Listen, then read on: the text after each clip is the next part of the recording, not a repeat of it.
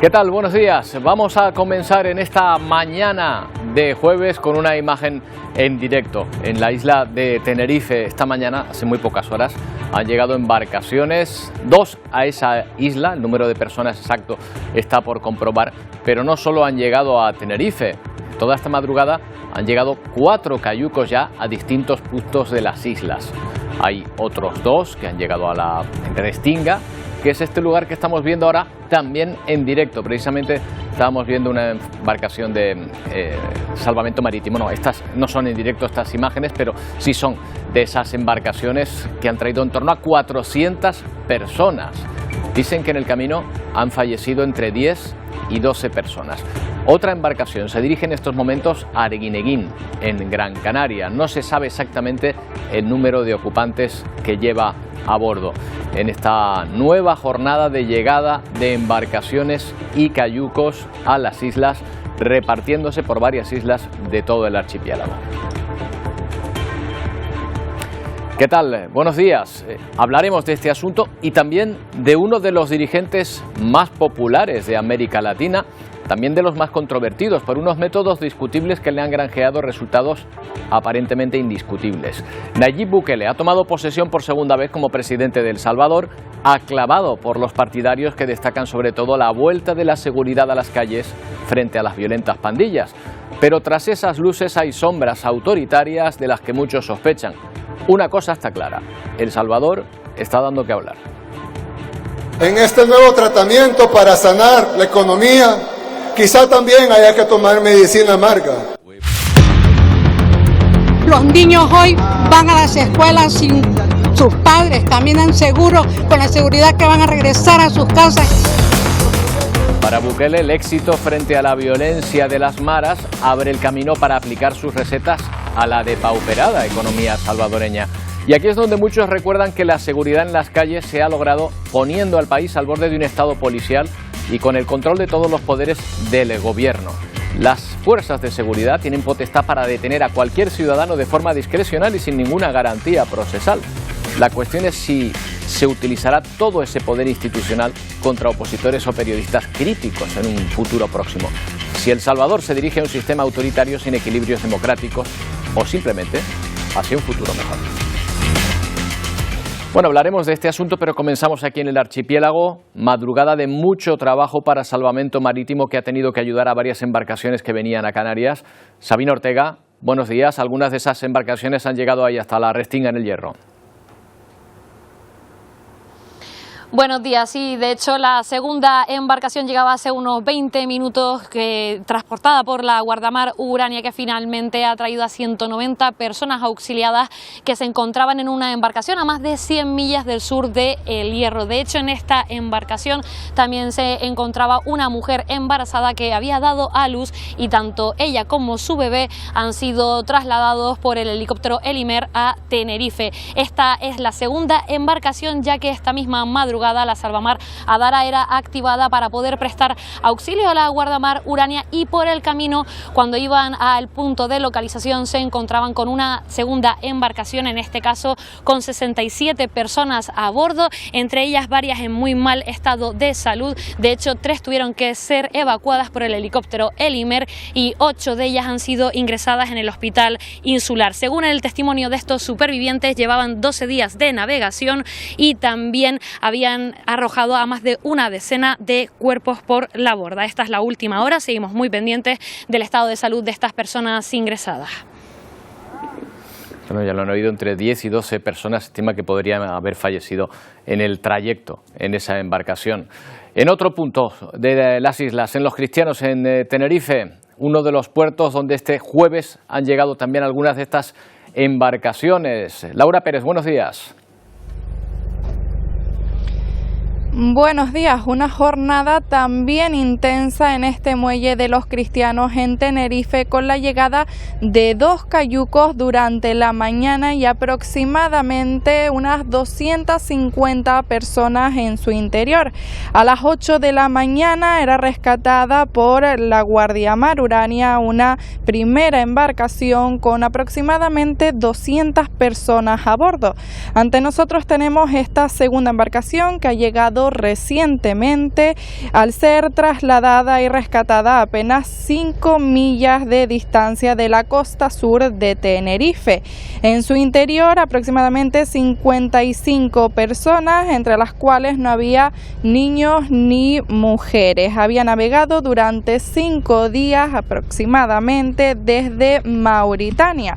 Aquí se encuentran atendidos por los servicios sanitarios. Aproximadamente 13 personas han precisado de las asistencias por heridas de carácter moderado.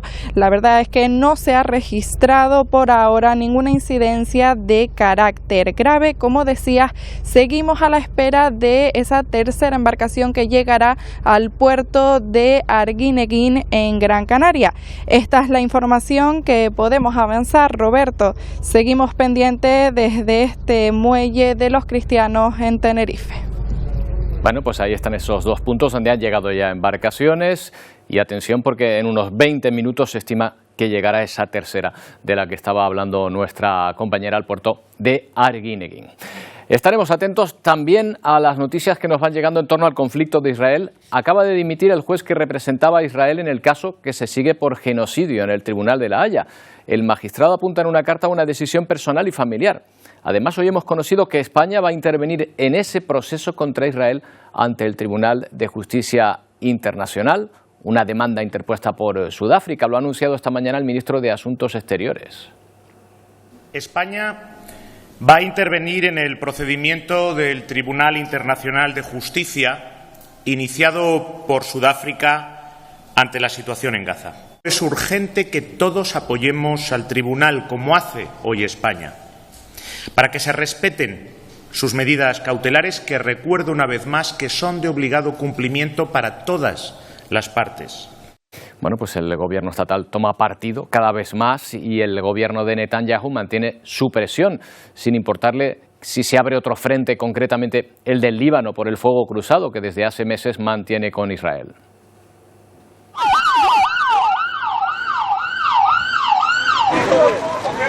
Estas son imágenes tras el último ataque con drones de Hezbollah sobre el norte de Israel. Hay 11 heridos, uno en estado crítico.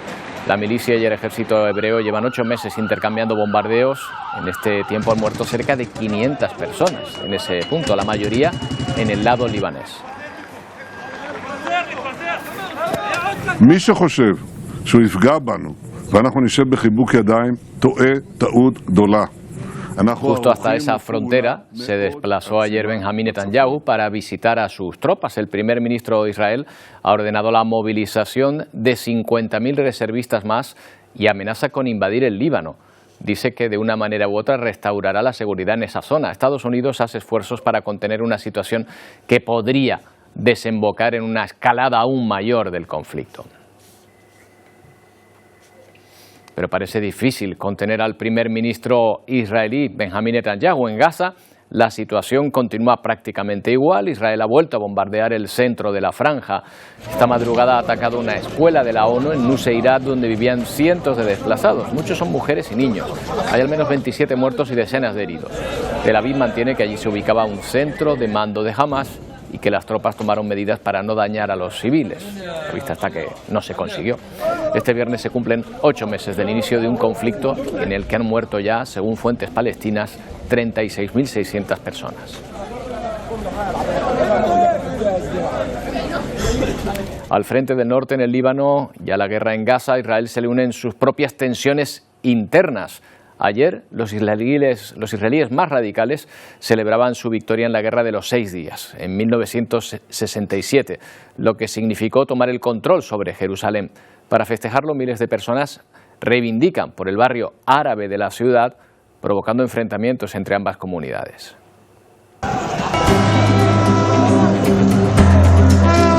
People are not afraid. We don't believe in violence. We came to Israel to show support.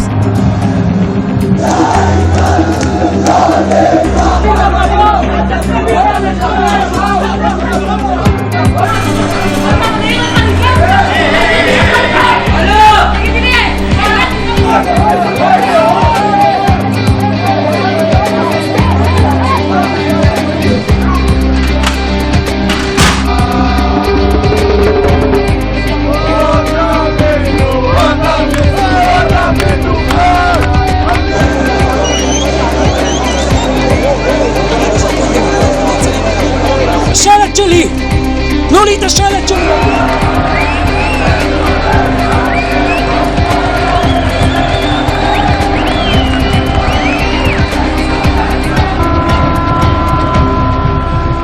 Venezuela la crisis económica está obligando a muchos venezolanos a recurrir al trueque, para poder variar su dieta. Para ello se valen de los productos de las bolsas de comida que reparte el gobierno y que no parecen precisamente de la mejor calidad. Ellos mismos lo cuentan. En la colina de un barrio pobre de Caracas se exhibe esta oferta que María aprovechará. ¿Qué vino a cambiar hoy? Toda la harina es amarilla, es incomible. Se refiere a la harina de maíz incluida en los paquetes de alimentos que el gobierno vende a precios subsidiados a la población.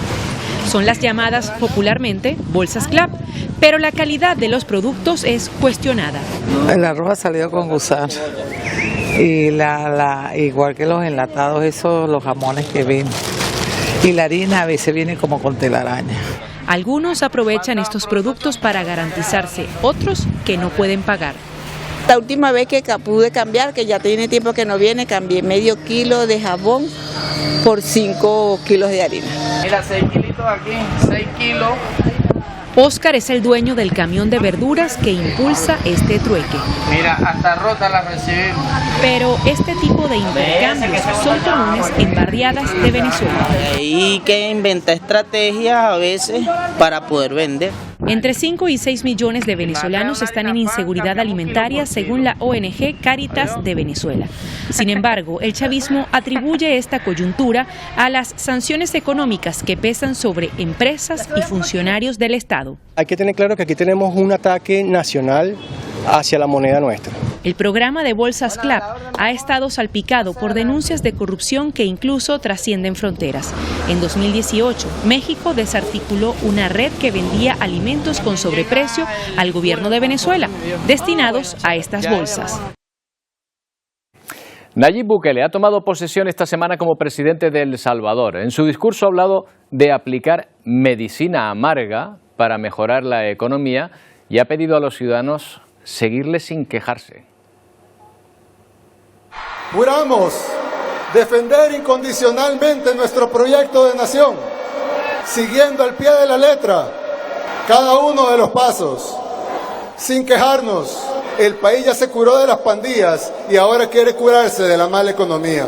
En este nuevo tratamiento para sanar la economía, quizá también haya que tomar medicina amarga. El caso es que la mano dura de Bukele ha logrado reducir los índices de criminalidad de manera extraordinaria. Se estima que durante su primer mandato se ha detenido a más de 70.000 pandilleros. Pero este modelo no está exento de polémica. Organizaciones de derechos humanos hablan de detenciones arbitrarias y juicios sumarísimos. Dicen además que el país se encamina a un sistema con tintes autoritarios. Este pueblo salvadoreño tomó la decisión de...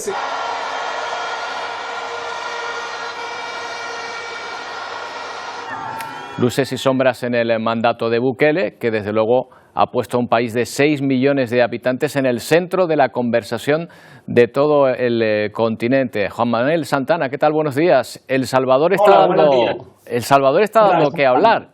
Veamos si para bien o para mal, ¿no? Sí, bueno, es un personaje muy controvertido y las medidas son controvertidas, ¿no? Es difícil encuadrarlo. No sé si todo el mundo sabe que él pertenecía al Frente Farabundo Martí para la Liberación Nacional, lo que había sido la antigua guerrilla, que luego cambia y se convierte en un partido político. De hecho, él fue alcalde primero de su lugar, que se llamaba Nuevo Cuscatlán, y posteriormente incluso alcalde de San Salvador. Y es de ahí de donde luego salta a las presidenciales y la gana, ¿no? Es difícil decidir entonces o saber entonces si es de derechas o es de izquierdas, ¿no? Desde luego un liberal no es. Efectivamente, es difícil encuadrarlo, no parece un liberal y sobre todo es cierto lo de la mano dura que ha tomado, que es bastante, ¿no? Como usted dice, bueno, según los datos de Right Human Watch, hablan de 600.000 detenidos, muchos de ellos casi sin pruebas y sin abogado. Ahora bien, ¿esto es nuevo en Centroamérica? Pues tampoco. Lo que es nuevo es la cantidad más grande. Centroamérica y especialmente El Salvador históricamente no ha destacado por cumplir los derechos humanos en las detenciones. Y lo cierto es que El Salvador debía ser el país más peligroso, casi yo diría, del mundo. De los que yo he estado fue donde recibí la percepción de que era el país más peligroso cuando estaba Arena, un grupo de derecha en el poder. Claro, y eso es lo que le han, de alguna manera, los ciudadanos reconocido con este segundo mandato. Claro, quizá la sospecha ahora es saber qué hará en el futuro con ese poder casi absoluto que tiene, ¿no?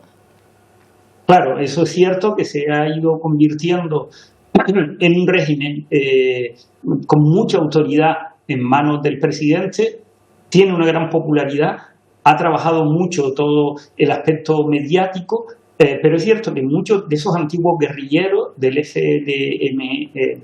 FMLN lo apoyan y ven bien estas medidas. Y es más, le diría que en la mayor parte de los países de Centroamérica tienen una cierta envidia de esa reducción de la inseguridad. La inseguridad, es muy difícil vivir con la inseguridad. E históricamente, siempre que hay que elegir entre seguridad y libertad, las personas eligen seguridad. Porque si yo quiero estar vivo para luego ser libre, ¿no? Más hoy en día, que incluso creo que este sentido de la vida por encima de todo es más fuerte que en otros periodos históricos. Entonces, tiene todos los apoyos. A mí lo que me preocupa, y trato de hacer la lectura siempre en clave económica, en clave de pobres y ricos. La reducción, ha habido un incremento del PIB, porque en muchos países de Centroamérica, especialmente en El Salvador, era imposible, sobre todo los que se dedican a esa economía informal de vender algo, había que pagarle a las maras casi semanalmente. Ahí no podía aparecer ningún negocio, era continuamente extorsionado. Y ha habido un aumento del Producto Interior Bruto. Ahora, lo que no tengo tan claro, o lo que está claro, es que no ha disminuido esa desigualdad entre ricos y pobres. De hecho, lo apoyan los pobres y lo apoyan los ricos. Claro, el caso es que en el conjunto de América Latina, como bien dice Juan Manuel, está tomándose como modelo, o se está mirando incluso con cierta admiración este sistema. ¿Es un modelo peligroso? Es peligroso porque a mí no me gustaría que me detuviesen, a ninguno de nosotros nos gustaría que nos detuviesen, y sin juicio, sin abogado y sin las mínimas libertades, por una mera sospecha, porque alguien tenga un tatuaje, vaya a engrosar esos macro prisiones que ha construido, ¿no?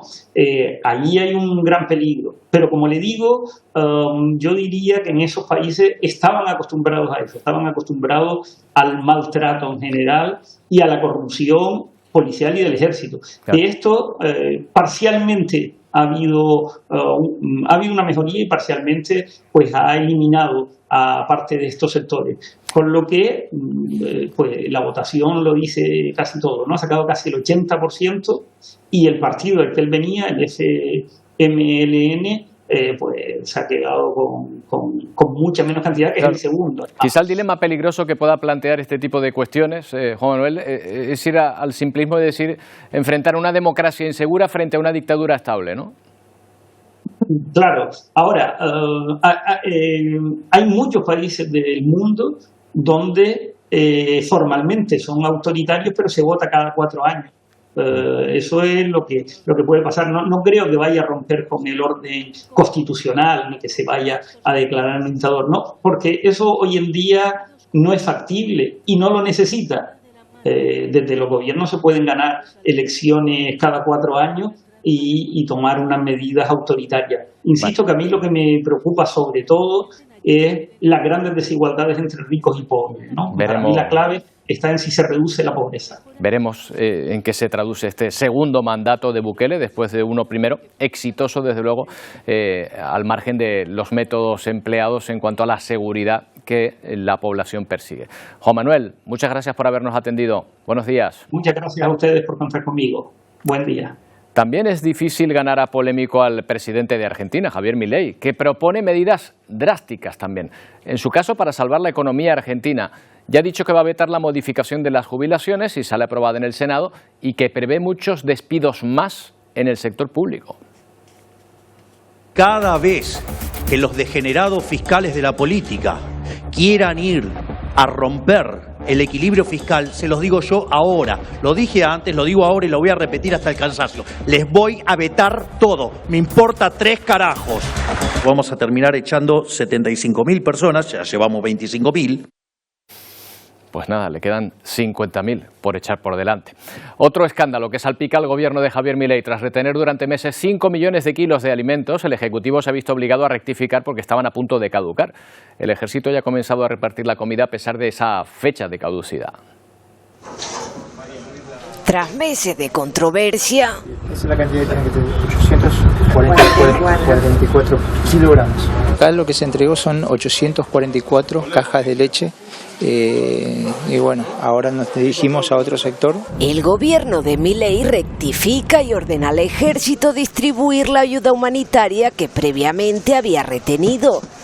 Y es que mientras la tasa de pobreza del país se dispara a niveles nunca vistos, el Ejecutivo tomaba el pasado mes de diciembre la decisión de bloquear 5 toneladas de leche en polvo y cortar el suministro a los comedores sociales. La mamá lo que reclamaban era leche para sus hijos, porque ni bien o mal, lo único que comen, sinceramente, es lenteja, arveja, y por ahí entregan de vez en cuando polenta, fideo. La verdad que hay mucha necesidad en el barrio. El operativo militar se prolongará durante 2 semanas, aunque debido a la mala gestión, la mayoría de los alimentos están a punto de caducar.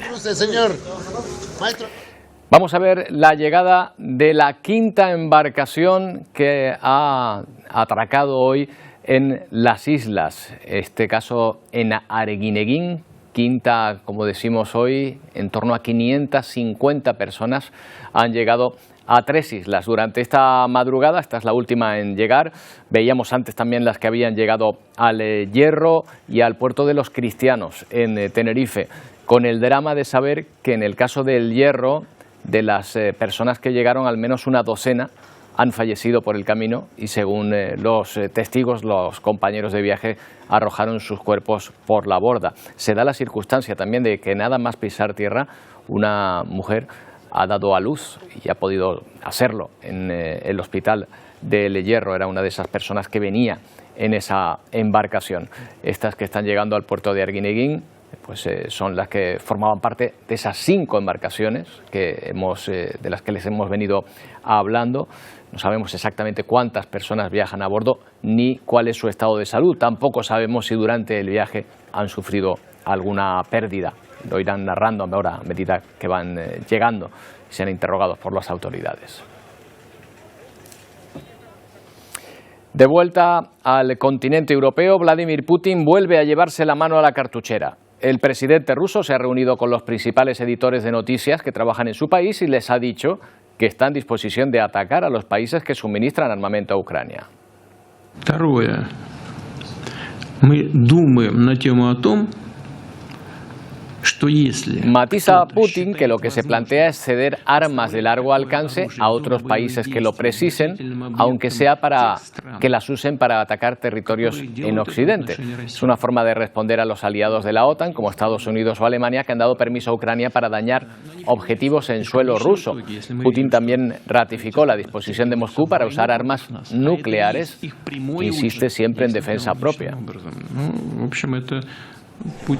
Esto era un foro económico en San Petersburgo, pero el presidente ruso ha aprovechado la cita para algo insólito, responder a las preguntas de los periodistas internacionales. Y casi todas las preguntas han puesto el foco en Ucrania. Vladimir Putin no ha digerido bien que Estados Unidos haya permitido a Ucrania el uso de sus armas para atacar objetivos militares en suelo ruso. Y asegura que Occidente pone en riesgo la seguridad internacional y esto puede conducir a problemas muy graves. Dice Putin que esto marca su participación directa en la guerra contra Rusia y que se reserva el derecho de actuar en la misma manera, es decir, suministrar armas a terceros países que tengan como objetivo atacar instalaciones militares en países de la OTAN.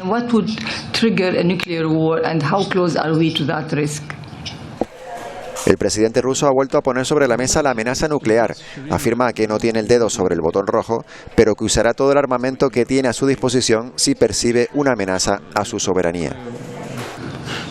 En las más de 3 horas de conversación también hubo tiempo para defender a Trump de sus causas judiciales en Estados Unidos y para culpar a Biden de que la guerra no haya terminado todavía, pues ha revelado que el presidente norteamericano no hizo caso a una carta con plazos para finalizar su invasión en Ucrania.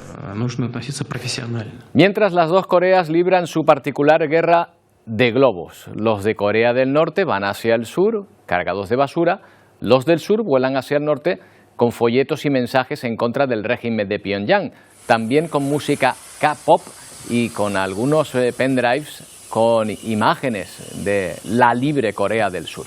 Son desertores quienes confeccionan estos aparatos, los hacen volar más allá de las fronteras de Corea del Sur. Los últimos, estos 10 globos con 200.000 folletos. También dinero, unos $2.000 en billetes de $1 y esa música K-pop. Corea del Norte había detenido los envíos de basura, pero prometió que los reanudaría si volvían estos envíos desde el sur.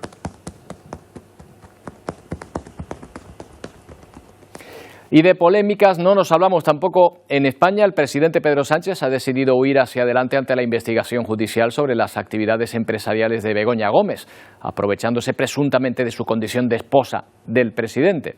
A ambos se les pudo ver ayer en un mitin en Andalucía, horas después de que conociéramos que la Guardia Civil ha intervenido correos electrónicos en la empresa pública Red.es, correos vinculados a Begoña Gómez. Una vez analizados estos documentos, la Fiscalía Europea decidirá si procede a actuar contra ella o no. Sobre la carta de Pedro Sánchez se han manifestado dos asociaciones de jueces, la Asociación Judicial Francisco de Vitoria y el Foro Judicial Independiente, que creen que no es edificante que el presidente traslade a la ciudadanía la idea de que un juez dictar sus resoluciones con intereses electoralistas. Recuerden que Sánchez escribió en su segunda misiva que le parecía extraño que llamaran a declarar a su esposa antes de las elecciones. Otro tema que preocupa a nuestro país, las ocupaciones de inmuebles. Vean esta portada. Es el libro de Vicente Magro Servet, magistrado del Tribunal Supremo. Se titula «Cómo afrontar jurídicamente la ocupación ilegal de un inmueble». Y está claro que el asunto está de moda. Vicente Magro Servet, ¿qué tal? Buenos días. Buenos días. Bueno, el libro se llama «Cómo afrontar jurídicamente la ocupación ilegal de un inmueble». ¿Estamos ante un manual de instrucciones o un libro de autoayuda? Bueno, pueden ser las dos cosas. El objetivo fue, me encargó la editorial de la ley, hacer una herramienta práctica, una herramienta con 71 preguntas y respuestas para intentar solucionar y resolver los problemas que existen en España en ante la ocupación ilegal de inmueble. Y lo que he hecho pues es afrontar una especie de vademecum con efectivamente también un sistema de autoayuda para que los ciudadanos y los juristas, no solamente los juristas, sino también es un libro dirigido para abogados, abogadas, para ciudadanos, para cualquier persona que tenga curiosidad para saber qué respuesta puede darle a una duda que le surge ante un fenómeno de ocupación, y luego con una serie de formularios para saber cómo presentar una denuncia, cómo pedir al juez de instrucción la expulsión inmediata. En definitiva, un libro de ayuda ante un problema grave que existe en la sociedad española. Claro, y con esos formularios que se pueden utilizar inmediatamente, dependiendo del tipo de ocupación que se esté sufriendo, ¿no? Sí, en realidad la ocupación ahora mismo que se está produciendo es una ocupación que se dirige bien a ocupar una morada, es decir, una casa que está amueblada con los servicios de alta, o bien una ocupación de una vivienda vacía. Generalmente el sistema de ocupación es de vivienda vacía. Es muy raro que la vivienda que se vaya a ocupar es una vivienda que esté amueblada, que esté el propietario utilizándola habitualmente. Generalmente el ocupa lo que hace es investigar, ver si la vivienda que su objetivo está vacía y entrar en ella. Indiscutiblemente la diferencia entre uno y otro caso es que cualquier ciudadano puede tener 2, 3, 4 moradas. Es decir, el concepto de allanamiento de morada se refiere a cuando entran en una casa que está amueblada y con los servicios dados de alta. Es decir, cualquier ciudadano puede tener la casa donde todos los días habita, claro, o puede tener otra casa que va de forma periódica o de forma no periódica o de vez en cuando, un fin de semana. Esa también tiene el concepto de morada, con lo cual, si entran en una vivienda que está amueblada, que tiene servicios dados de alta, luz y agua, y que vamos a lo mejor solamente en verano o en Navidad o en fin de semana, también es nuestra morada y es allanamiento de morada. Claro. La usurpación de bien inmueble de vivienda vacía se refiere a una vivienda que la tenemos vacía, que la tenemos sin uso, sin estar alquilada a terceros, y que en consecuencia ahí también. Son dos delitos distintos, pero yo entiendo que la protección es absolutamente idéntica. Los ciudadanos tenemos derecho a que no nos ocupen ni nuestra vivienda, que es morada, ni nuestra vivienda, que la tenemos vacía, porque si la queremos tener vacía es porque queremos esperar a que nuestros hijos se hagan mayores, no nos apetece ahora mismo, por ejemplo, pues alquilar la vivienda, pero la queremos tener vacía. Al fin y al cabo es nuestra vivienda y tenemos derecho a que no nos la ocupen. Claro, pero esto es algo que parece muy comprensible, y no sé si solo aquí en nuestro país es donde tenemos ese problema. ¿El fenómeno de la ocupación es algo extendido en nuestro entorno en Europa, o aquí también somos pioneros en esto? Sí, el problema, yo lo comento en mi libro, el problema es que en el entorno de la Unión Europea esto tiene una solución muy inmediata. Es decir, en cualquier país de la Unión Europea, Italia, Francia, Holanda, Dinamarca, Alemania, en 72 horas una persona que ocupa ilegalmente un inmueble es expulsada por orden judicial y por la policía. ¿Por qué? Porque existen leyes integrales contra el fenómeno de la ocupación y la respuesta es inmediata. Aquí estamos reclamando, muchos juristas, que se apruebe una ley integral del fenómeno de la ocupación. Hemos perdido la oportunidad cuando se aprobó recientemente la ley de vivienda en el 2022, que debía haber dado respuesta al fenómeno de la ocupación. Es cierto que hay muchas personas que no tienen hogar, pero lo que también es cierto es que esto no puede ponerse en las espaldas de ciudadanos que tienen hogar. Ya sea como morada, que están todos los días, o ya bien sea mi segunda o tercera morada. Es decir, un ciudadano se compra una casa con su dinero, con el dinero que ha ahorrado, con el dinero que ha ganado trabajando honradamente, o con una casa que ha heredado. Pero eso no le da derecho a nadie a, porque esa casa esté vacía temporalmente, a ocuparla bajo la reclamación o el derecho, entre comillas, de que yo no tengo vivienda y ocupo una que una persona tiene vacía o que la ocupa solamente en fin de semana. Eso no puede admitirse. El Estado no puede poner en las espaldas de los ciudadanos que sean ellos los que estén esperando a que esa otra persona fuera realojada por la administración pública en una vivienda social. Claro. Eso no puede admitirse. En Europa eso no se admite. Si alguien entra en casa ajena, esa persona debe ser expulsada como máximo en 72 horas. Ahora mismo sí que es cierto que a raíz de una mayor sensibilidad contra este fenómeno, pues tanto la Fiscalía, la Judicatura, como el Ministerio del Interior, en base a circulares, están aconsejando que la solución inmediata es la expulsión en 72 horas y que en consecuencia pues esto debe ser una respuesta inmediata. No puede estar un ciudadano esperando ni 2 meses ni 3 meses y en muchos casos hasta año y medio, 2 años, hasta que la justicia le dé respuesta y que expulse al ocupa. Esto desde luego no es admisible en un Estado de derecho. Oiga, pues yo había entendido, usted ahora me va a corregir, que había un último Real Decreto aprobado por el Gobierno, publicado en el BOE, por el que no se puede desalojar a los ocupas hasta 2028. Pero se refiere a las ejecuciones hipotecarias, se refiere al tema del mercado hipotecario, es decir, al impago de préstamos hipotecarios en materia de no al fenómeno de la ocupación en sí. No. Lo que sí me parece llamativo es que al final la diferencia entre el allanamiento de morada, bueno, la usurpación, lo ha comentado, y la ocupación, es el tiempo que lleve dentro el ocupa, ¿no? ¿Es así? No. Va a depender de eso. La diferencia entre allanamiento de morada y usurpación de un inmueble es que si alguien entra en una casa que está amueblada, que está con la luz y el agua dado de alta, eso es allanamiento de morada. Y una persona puede tener 3, 4, 5 o 6 moradas. Es decir, la morada no está relacionada con donde yo estoy empadronado o donde yo tengo mi domicilio fiscal. Cualquier persona de Canarias que nos está viendo por televisión puede tener 2, 3 moradas.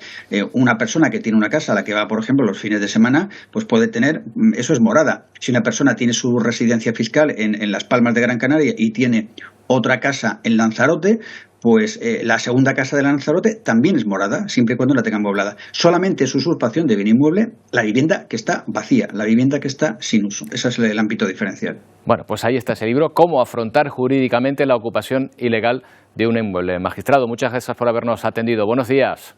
A ustedes, buenos días. Bueno, un fenómeno que preocupa, desde luego, este de la ocupación. También el cambio climático y las altísimas temperaturas que se están viviendo ya en algunos puntos del planeta. Por ejemplo, en México, donde están soportando un enorme calor que están soportando también en muchos estados de Estados Unidos. Enseguida hablamos de esto.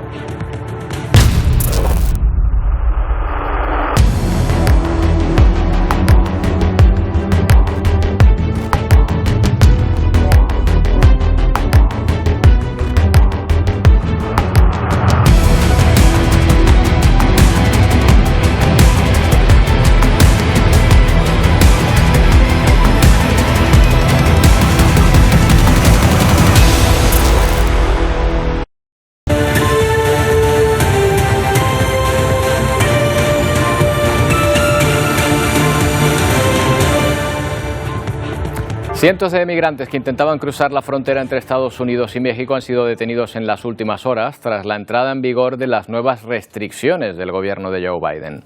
La nueva normativa impide que los migrantes soliciten asilo cuando se haya alcanzado los 2.500 cruces fronterizos al día. La prohibición permite a las autoridades devolver en caliente a los migrantes cuando se sobrepasa ese número.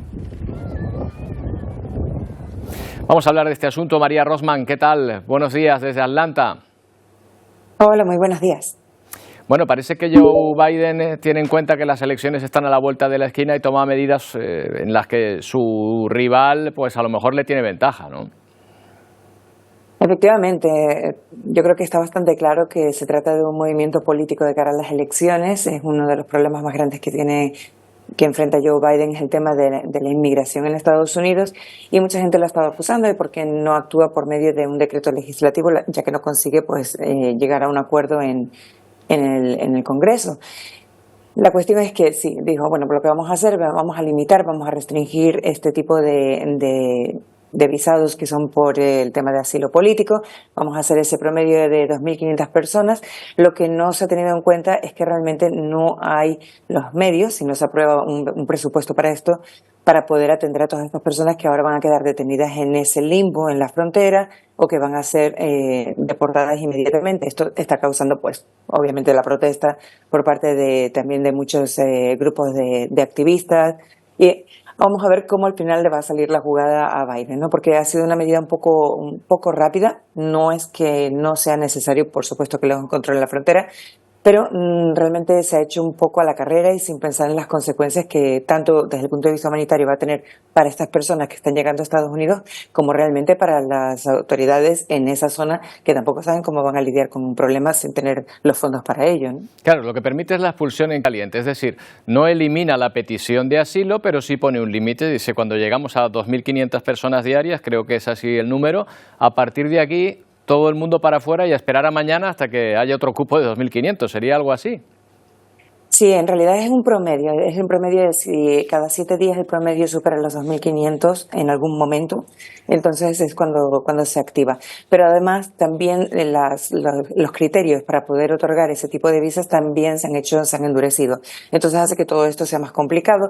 Ya hay mucha gente que está llegando. Tenemos que entender que no solamente estamos hablando de personas que obviamente viven en México, sino que vienen de toda Latinoamérica. Es un viaje muy largo llegar hasta ahí, y en muchos casos lo que se hace es deportar no a su país de origen, sino a México, que tiene un cupo de unos 30.000 personas que puede recibir por cada uno de estos periodos en su país hasta que los puedan regresar a su país de origen. O sea, es una cuestión complicada y realmente sí, yo creo que es un movimiento político, pero que no sé hasta qué punto le va a funcionar a Joe Biden de cara a las elecciones. Bueno, pasamos a otro asunto. Hay varios estados de Estados Unidos donde se aplica la castración química, pero Luisiana va a ser el primero en el que se aplique la castración física para pedófilos. ¿De qué estamos hablando, María? Sí, exactamente. Exactamente. En Estados Unidos, como comentabas, hay varios estados, entre ellos California, Texas, Florida, en los que sí existe ya la posibilidad para que el juez sentencie a una persona que haya cometido algún tipo de delito sexual contra menores a una castración química. Lo que es diferente en este caso es, como decías, en el estado de Luisiana, y ya se convirtió en ley, ya fue promulgada, de hecho, curiosamente fue introducida a votación por parte de un miembro demócrata del Congreso y aprobada por los republicanos y firmada por el gobernador republicano, que permite que ahora sea muchísimo más invasivo. Estamos hablando de un procedimiento bastante más agresivo, que sería la castración quirúrgica. Es decir, ya sería la extirpación de testículos a hombres o los ovarios a mujeres. Estamos hablando de ambos casos, ¿no? Entonces, es una medida que se aprobó por una gran mayoría. Obviamente parece barbárica en muchos sentidos, y sin embargo en este país pues la gente está muy a favor. Es un crimen horroroso realmente cuando se comete contra cualquier persona, y por supuesto contra menores. De ahí pues que sea tan popular, pero sí, estamos en eso. Bueno, pues ahí está la situación. Sorprendente. En Luisiana también es verdad que en el gran país cada estado es un mundo prácticamente. María, hoy no tenemos tiempo para más. Gracias. Un saludo, como siempre, un placer. Un saludo.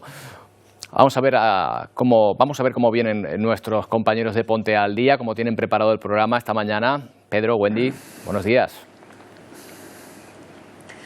¿Qué tal? Hola Roberto, ¿qué tal? Buenos días. Pues hoy con un ojo puesto en la Villa de la Orotava, en el norte de la isla de Tenerife. Por supuesto, allí la plaza del Ayuntamiento, ya lo están viendo, luce su máximo esplendor con el magno tapiz en la celebración de esta infraoctava del Corpus Christi. Vamos a estar allí en directo a lo largo de todo este mediodía, recogiendo las impresiones de todos los asistentes. También nos haremos eco del llamamiento urgente de Fidelina, la madre del menor de 14 años que falleció en un accidente de tráfico en Portugal. Ella misma también viajaba en ese vehículo, se encuentra ingresada en un centro hospitalario de Coimbra. A día de hoy no sabe qué va a pasar con ella, pide ayuda urgente para poder ser repatriada junto al cuerpo de su hijo de nuevo a Gran Canaria. Vamos a escuchar ese mensaje y también hablaremos con una portavoz de la familia. Sí, es pendiente a esa última hora. Y también les hablaremos de que falta mano de obra en Canarias. Lo cierto es que muchas organizaciones hacen un llamamiento para la formación y completar todas esas plazas laborales que quedan en el archipiélago, especialmente algunos sectores como el transporte, en este caso, o la construcción. Además piden sobre todo también más mujeres y jóvenes. Son algunos de los temas que vamos a abordar en el día de hoy. Como saben, nuestro menú es mucho más amplio hasta las 2:30 de la tarde. Aquí les esperamos como siempre. Hasta ahora. Hasta ahora.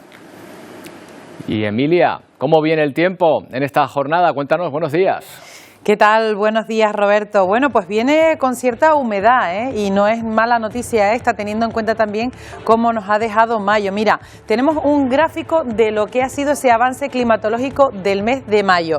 Precisamente el carácter de este mes ha sido cálido. Bueno, eso no es de extrañar, todos los restantes que llevamos del 2024 han sido así. La temperatura media ha sido 18,6 grados, o sea, con una anomalía de 0,7 grados, tampoco es destacable. Las precipitaciones, fíjense, es un mes también que está caracterizado por ser húmedo, con 5,7 litros por metro cuadrado, ha llovido 116% más del valor de lo esperado, con lo cual, pues mira, tampoco es una mala noticia. Y con un dato curioso, con la temperatura máxima, por ejemplo, en la aldea de San Nicolás, 32,6 grados el día 8. Lo que quiere decir es que el mes de mayo ha estado catalogado como un mes cálido, pero también húmedo. Esto nos va dando indicios de la tropicalización de nuestro clima. Vamos con lo que toca ahora. Durante las próximas horas tenemos precisamente una borrasca que está situada en el entorno de Madeira, se va a ir acercando y esa borrasca nos va a traer un sistema frontal. De momento la antesala de ese frente es esta banda nubosa que vemos aquí, bastante compacta, nubes bajas que si se asoman hoy a la ventana, nubes altas, perdón, que si se asoman hoy a la ventana, verán en prácticamente todo el archipiélago. En la imagen de satélite del canal visible, de hecho, también se aprecia la nubosidad baja, la alta y la baja. Hoy tenemos nubes por todas partes, creciendo en el interior de la isla de La Palma, en muchos puntos de la isla de Tenerife. De hecho, han dejado hasta 6 litros por metro cuadrado en la vertiente sureste, municipios como Arico o Candelaria. Esta mañana han amanecido con esas precipitaciones débiles e intermitentes. Abundante nubosidad de tipo medio, alto y bajo también en la isla de Gran Canaria y algo menos en Fuerteventura. Nubosidad baja en la isla de Lanzarote. ¿Qué va a ocurrir en las próximas horas? Pues mira, vamos a ver cómo se van a mover esas masas a cierta altura. Pues aquí tenemos la perturbación con el aire frío en altura, 5.000 metros de altitud. Se va a ir desplazando hacia Madeira para luego desviarse hacia el Golfo de Cádiz. En eso nos va a enviar viento del oeste, del noroeste y del suroeste por las islas orientales. Si nos bajamos un poquito de nivel y nos vamos a 800 metros, esto se va a traducir en esa perturbación con temperaturas que todavía van a subir ligeramente en la mitad occidental, con viento del noroeste en las próximas horas y que con temperaturas que no van a bajar hasta el fin de semana. Si acaso bajarán 1 grado el sábado. ¿Por qué? Pues porque el viento va a girar de nuevo y va a ser de componente norte y será un viento con mayor recorrido marítimo y volverá a acumular la humedad y las nubes en la cara norte de las islas. El modelo de previsión de lluvia, ¿qué es lo que dice para las próximas horas? Pues atentos, porque en el interior de La Palma de Tenerife tendrá precipitaciones, pero también la presencia o la cercanía de ese frente durante esta próxima madrugada va a traer lluvia a la isla de La Palma en un primer momento y luego al resto de las islas más montañosas. Ojo, no tiene que llover en el norte únicamente. De hecho, la mayor parte de esa nubosidad se va a crear en puntos del este precisamente porque viene por el noroeste y se crea justamente en el lado contrario durante la jornada de mañana viernes y puede que el sábado por la mañana ya por la vertiente norte. Por lo tanto, la previsión para mañana viernes pues la hemos significado con chubascos, sobre todo en las islas montañosas, chubascos que quiere decir que puede llover de forma intermitente, pero también puede haber ratos de de sol en las islas montañosas, tanto en el norte como en el sur de las islas, algo menos probable ya en Gran Canaria, en Fuerteventura y en Lanzarote, con temperaturas que van a subir ligeramente algún gradito. Tenemos un cierto ambiente de bochorno, ¿verdad? Y con viento que va a soplar del noroeste flojo en las islas occidentales y del suroeste con ese giro de borrasca en las islas orientales. La situación marítima, pues de momento no cambia, con marejada en las costas del norte y marejadilla con áreas de marejada en las costas del sur. Así que estamos a la espera de lo que puede hacer ese frente, Roberto, que llegará esta próxima madrugada a la isla de La Palma, luego a lo largo de la madrugada recorrerá también la isla de Tenerife hasta mañana por la mañana aproximadamente, y luego pues a ver qué pasa. A ver llover. Gracias, Emilia. Hasta mañana. Bueno, hoy 6 de junio se conmemora el día del desembarco de Normandía, que hizo posible la liberación de Francia por los aliados y empezaba a poner la primera piedra del fin de la Segunda Guerra Mundial.